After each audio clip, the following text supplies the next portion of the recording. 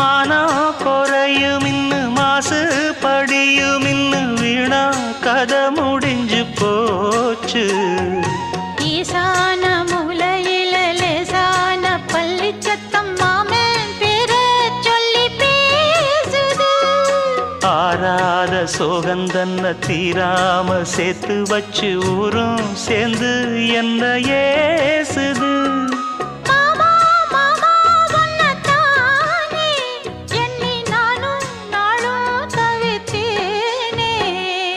கூண்டுக்குள்ள என்ன வச்சு கூடி நின்ன ஊற விட்டு கூண்டுக்குள்ள போனதென்ன கோலக்கிளியே.